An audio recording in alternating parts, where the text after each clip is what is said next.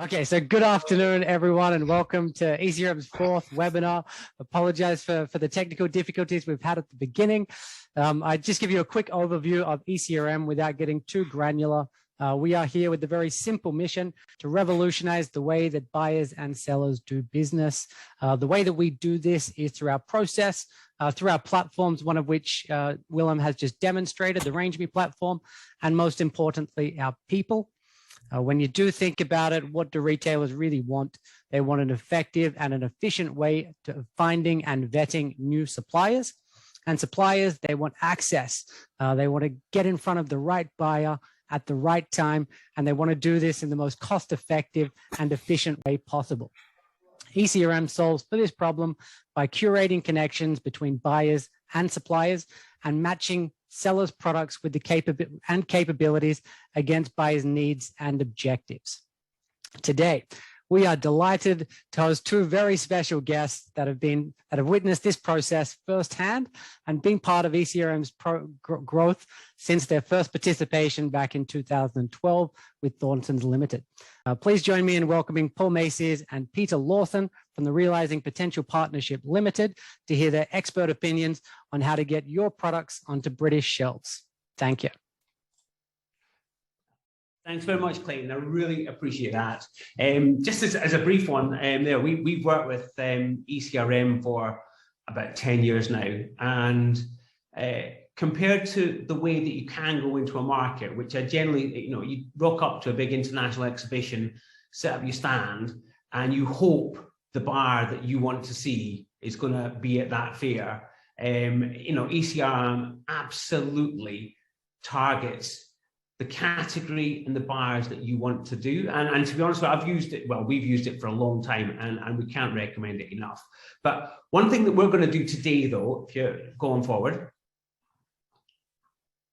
is just really give you, next one, perfect, a couple of hints and tips and a bit of background in the UK market if you're considering going into the market. And then once you've done that, ECRM, RangeMe can absolutely be fantastic ways of getting in there. So if you go on forward, first bit that I'm going to really do is just give you a bit of an overview about the UK market and what you should expect if you're wanting to take your brand or your product into that market.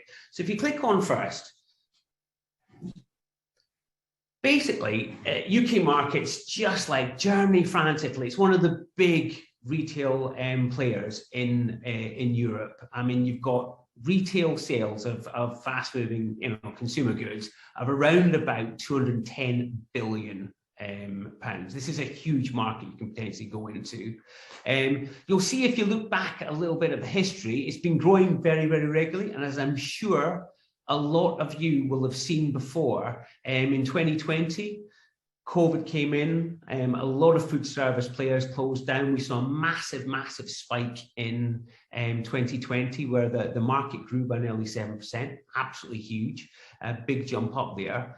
Since then, it's come down, and the reality is, nowadays, there's a number of big dynamics that are coming into play that if you were going to take your brand into the UK, you should absolutely be thinking about. So first off, you'll see it's gone down from 1.7 growth last year to a forecasted growth of 1.2. Now, that feels like it's okay. It's a little bit ahead of where you were in the early sort of 2010s. But the reality behind that is, that's driven by a lot of food inflation, I think actual units being sold is probably going to go down whilst the food inflation is really driving a bit of growth there.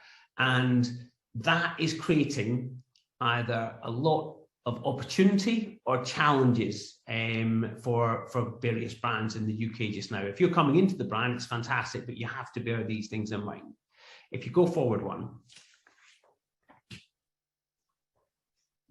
first of all, you've seen over the last year and a half or so, three big bursts. And I think this will be the same in a number of, in fact, most across Europe. We've had a number of lockdowns in the UK, and that's had a major impact on retail sales and consequently how retail buyers have been acting. If you looked at the first lockdown that happened, which was back in sort of April, May 2020, sales rocketed through the roof. And if you were trying to get into the UK with a new product, you would have had virtually no chance. All they cared about was keeping product on sale and keeping it supplied. We then went in, as a number of things, into a number of other smaller and longer lockdowns in 2020, end of 2021. Now, at that point, the UK market was set up for the lockdowns. We managed to keep supply in there. But what you'll see is a significant level of growth over 20 and 21. And what virtually all the buyers are doing just now are facing two key elements. They're facing a very big number to annualize against, which was driven by the COVID upspike, and an awful lot of price increases. If you think about just now, I think I was speaking to a buyer from one of the main retailers before, and just on his category, he was dealing with 160 suppliers trying to put price increases through to him. Now, what that means is they're looking for different ways and looking to keep value in the marketplace, because it's still a very, very competitive marketplace in there. And actually, what we're looking just now is they're actively looking for alternatives to what they've currently got, especially if it's good value. And it's always worth bearing in mind, if you're going into the UK market, that's what they're fighting against. A lot of price increases, which have not been in there before, gives you an opportunity. But if you're not offering good value in the context of a very competitive situation, it is quite challenging. If you move forward one. Now, one of the key things about the UK that is probably slightly different from the likes of Germany and France is just the compactness of this country. It's meant that the business or the retail environment has been consolidating, at a huge rate over the last 20 years. You've now got a situation where 5 retailers are responsible for 71% of the sales. If you look at the biggest 8 retailers, it's over 90% of sales. Now, this is slightly flattering towards those big retailers, because a lot of the smaller players in convenience and fine food and food service, they're not read well in the marketplace. But I can guarantee you this is one of the most consolidated markets that are in Europe just now.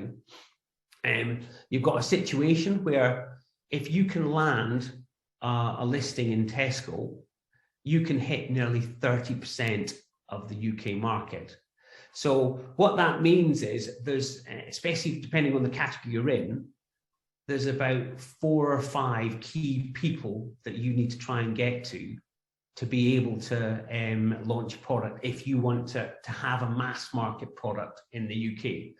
On the positive side there, if you get in there and you can convince them to take your product in, you've got access to a huge penetration opportunity for your brand in there. And actually, the holy grail is obviously to get to the Tesco's, the Sainsbury's and the Waitrose. I think another thing that you probably want to consider when you're looking at this is, in some cases, we've seen a significant rise in the value supermarkets of Europe. So the Aldi's and the Lidl's, and there's some UK homegrown ones in there as well. The likes of B&M and Home Bargains, those are very, very value focused. They've done ridiculously well over the last 5 years. Funnily enough, over COVID, they started to slow up quite dramatically as patterns of shopping changed. But over the last 5 years as a whole, they've grown ridiculously fast. And given the issues that we're going to have on food inflation and the squeeze on spend, it's currently anticipated that the discounters are going to have a very, very big role to play over the next couple of years as well. So what you've got is a situation now where, depending on where you want to go, if you as a brand wanted to go into and start off in discounters, which is generally easier to get into, they'll give you a go, especially the UK retailers, it could actually stop you from going in the multiples. Because if you start in the discount area, it's very nearly mutually exclusive to being able to develop that business in the supermarkets. So if you're wanting to take your brand into the UK market, you have to put some serious thought about where you want to go. Because if you make a wrong choice at the start, it can literally stop your, you can go into the discounters, the supermarkets will see it in there, and pretty much from then on, you won't stand a chance of getting into the likes of Tesco's and Sainsbury's. But having said that, if your aspirations are to get into discounters, to be honest, you can do a huge amount of volume in those players if you can get the price right, and they'll generally act a lot quicker, and the investment levels that are required are generally a lot smaller.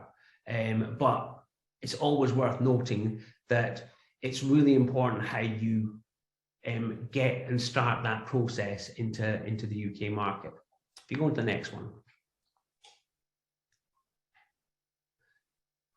As you can see here, there's a huge chunk. There's currently there's about 50,000 stores in the UK, give or take. It does fluctuate a bit.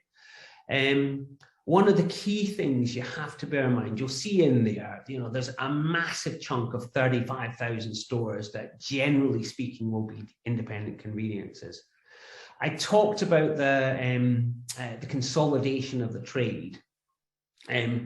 Over the last 3 or 4 years, what you've seen is the likes of Tesco has dominated the bricks and mortar superstores.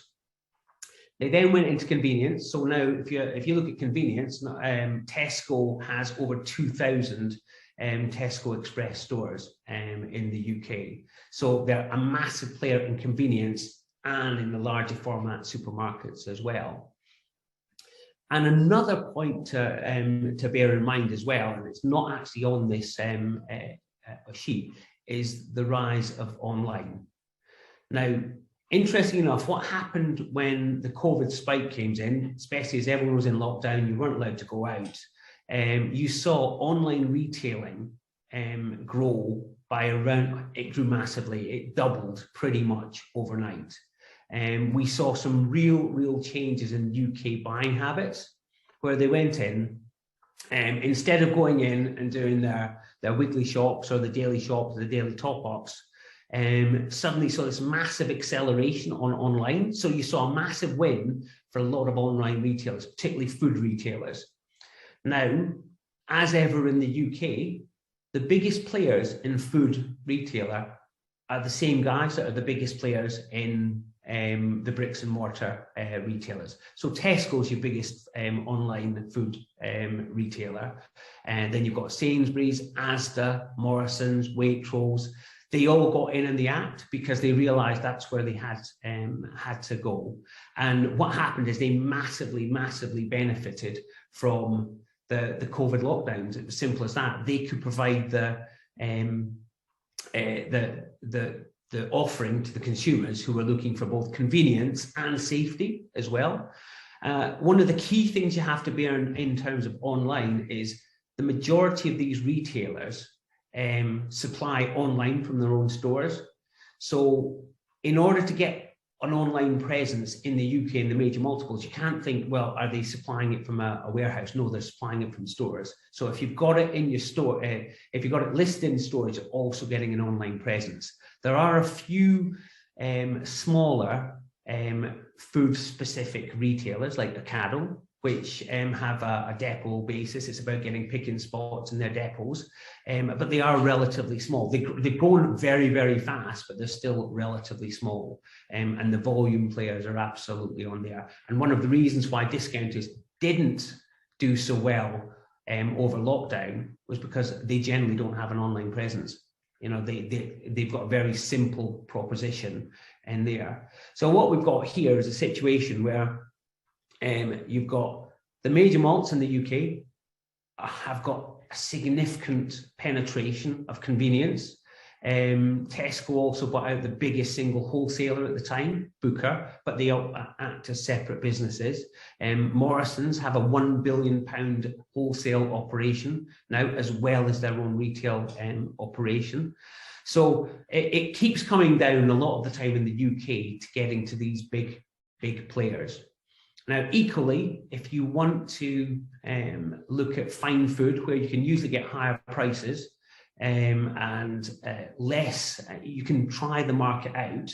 It's a lot more fragmented, but generally a lot safer. The problem with trying to get into the multiples, it's very, very difficult, and it can take quite some time to do it. And once you get in there, it's big risk.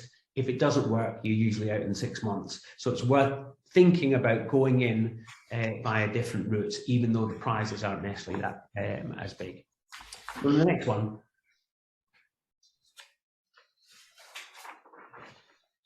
This really shows you the last 4 weeks of what's been happening in the market. And it actually shows you the opportunity that you can start to see.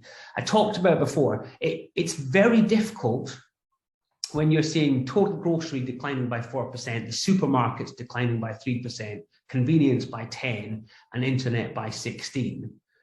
This is where the opportunities lie. Whenever you see negatives like that, what that means is there is a load of buyers out there looking for a solution not to decline. And actually, that's one of the reasons why it's a great time to sit there and think, do I have this correct? Now, Paul's going to come on and talk about what you have to do to look at getting this, getting your proposition correct for the multiples. But actually, just now, if you have a look at some of the dynamics, you've got a situation now where the buyers are being inundated with price increases. They're seeing their numbers going backwards relatively fast after the big COVID spikes, and they're looking for solutions to those things. So if you've got a product that can answer those questions in the category you offer, then it's an absolutely cracking proposition. Over to Paul. Oh, unmute. There we go. How many years have we been saying that? Unmute, unmute. Can you hear me now? Can we click on to the next slide, please? So really, I'm going to go through what we kind of call a 5x5 steps to entry. They're pretty simple when you talk about them, but the amount of companies we see entering the UK and other markets, because we work in other markets around the world, where people kind of just forget some of the simple steps, what you've got to take in it is really a very much back to basics. So the first step, if we can move on to the next slide, please, is your product. Really take some time just to step back and look at your product. When you're going to come to the UK, do some market research, understand the different types of retailers. Like Peter said, we've got big players like Tesco, Asda, Sainsbury's, but we also have smaller sections of that market, and understand what those retailers are looking for. You know, understand whether, as I say, it's a major multiple or a discounter. Look, you can do this online. There's plenty of people, ECRM, IGD, where you can get this information. But look at the category. What does it look like? Well, where is your product going to fit on that category? I'll give you an example. We worked with a maple syrup company from Canada. They had a superb product, but the jar was about 8 inches high. They hadn't done any research at all. So we had to go to them and say, look, there's nowhere for it to fit on shelf. It's going to only fit on the top shelf. Do you want to reformulate it? Do you want to repackage it? But look at these things when you're doing the market research. And actually, when you're thinking of your brand, think of the USPs it's got. We all think we've got the greatest brand in the world, but what's special about it? Where is that strategically going to fit in line with Tesco's buying policy or in Asda's policy? Really understand those unique benefits you've got. You're looking at price point. Just because it sells for €3 in Europe doesn't necessarily that's going to convert to £3.50 in the UK and sell. The market may well be higher, or probably, knowing the UK, it's probably going to be a little bit lower. So understand the price points that you want to move into. As I say, understand those retailers, because some of the retailers work high-low pricing, some of them work on EDLP, but it's understanding where you're going to position your brand. So when you come to present to that retailer, you've got it in there. And also understand the current trends that are happening. In the UK, we have legislation that's just come by, which is high fat, high salt, high sugar. If your product's like that, I'm not saying there's not an opportunity, but if you're wanting secondary displays, the retailers are not allowed to put those products on what we'd call a secondary display on an end cap anymore in the UK. So actually, where are you going to target if you fall into that category? Think about sustainability. If you've got lots of plastic in your product that's not recyclable, understand that obviously these trends are everywhere in Europe and the wider world in North America, but at the moment there's a real drive on those within our retailers, especially the major multiples. And actually think, is your brand, do you want to go in as a branded product? Or there's opportunity where maybe you want to go as an own label supplier. But if you're going to be an own label supplier, make sure you've got all the correct accreditation for your factory and where you produce your product. Because that is the first question they'll ask, and you will be audited, and you'll be audited regular. So make sure you have all your paperwork in line before you even start looking any further. So that encompasses the product. If we can move on to step 2, with where what we do, we also, the big point is commerciality. Create a business plan. After that research, understand what retailers you want to go for, but create something what we'd call an ode entry business plan, an optimum, desirable, and essential business plan. Who would you really want to play in? You know, who do you want to focus on? Is it Tesco's, or is it Waitrose, a more premium retailer? But pull that down onto a business plan first, and then start looking from a margin point of view about your cost of goods, and make sure you capture every cost that's going to be applicable to the UK. Like Peter said, at the moment, it's great because retailers are accepting price increases. It's probably the first time in 2 or 3 years that retailers in the UK have taken a price increase. Before this, they've pushed it straight back. So actually, when you're working through your margin analysis, make sure you've built in some inflation in there. Make sure you're capturing transport costs to the UK. Everything's going up, warehousing costs to the UK. And really make sure you've got all that. So actually, when you come in to pull your 3-year profit and loss together, you've captured everything. And understand what level of investment you're gonna spend on the account above the line. Are you going to put shippers into stores? Are you going to do a social media campaign? And all these things are, you do it for your own market, but people go into a new market and think, oh, it's going to be dead easy. I'm a success in France. I'm going to be a success in the UK. But actually, without planning this and looking at that financial plan, 3 years is really challenging. But be realistic. A lot of brands in year 1 and 2 entering a new market are going to make a loss. Are you prepared to do that? And then year 3, it will come back because all your investment has been at the front end to build some brand awareness. But by year 3, you start seeing the benefits of that. You start seeing efficiencies because you've got the volume in your factory. And actually, your margin is starting to gain. And just remember as well, the UK, Brexit, we're out of Europe now. So there is duty applied on certain products as well. So make sure you're capturing every single one of those costs. So that's kind of commerciality. If we move on to step 3, which is all about targeting your route to market. Can we move on, please? And that entry strategy, there's a number of ways you can do this. Depending who you want to go for, you could go direct. So if you want to deal with the multiples, you could manage it all from your country, come and do market visits and hold those meetings, and you manage it all. But bearing in mind, if you're going to do direct, you're going to have to be responsible for organising warehousing, making sure you've got the right transport people in place, and that is going to be a regular visit. So multiples like to see suppliers roughly every month, if not more, depending on how big you're going to be within this market. So actually, do you think about a distributor? Well, distributors are great if you want to go after that speciality sector, the Cotswold Fair, the Hyder of this. But the reality, if you're dealing with it, if you're wanting the malts, they're not really going to deal with a distributor to start with. Okay, they take ownership of your goods, but what will happen is the multiples will circumnavigate that distributor because they know there's a margin there, and come direct to you. So actually, it's all about targeting that route and targeting those accounts, back to the previous comments. But distributors work great in certain sectors of the UK market. Or do you look at a sales agent? A sales agent will predominantly work on commission, but again, you've got all those background costs that you have if you're dealing direct. So setting up with warehousing, setting up with transport.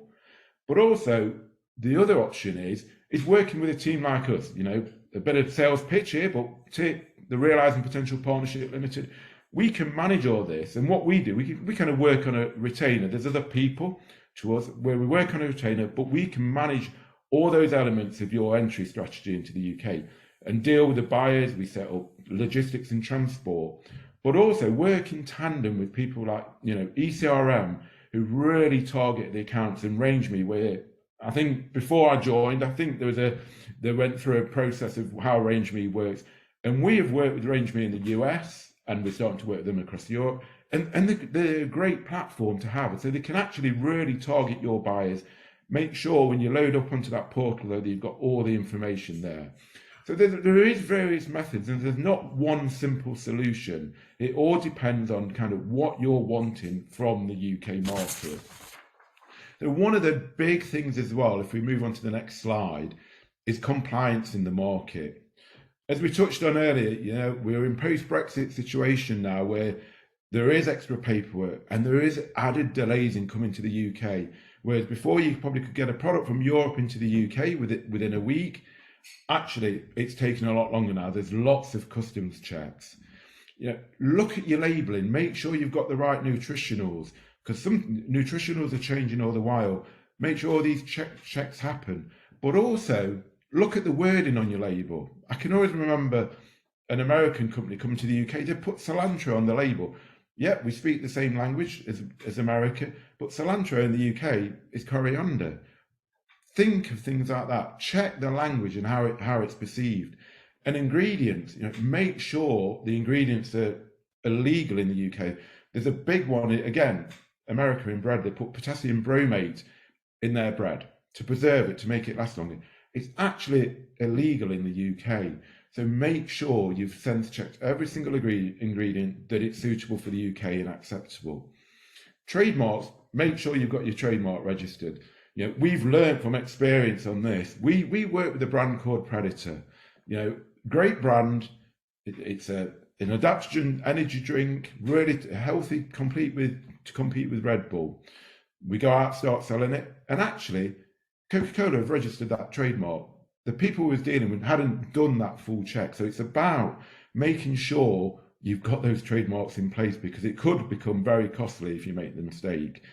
And as I said earlier, customs, they're a royal pain at the moment to get into the UK, a pain in the backside, because they're checking every single item that tends to be coming in from outside of the UK is going through rigorous checks.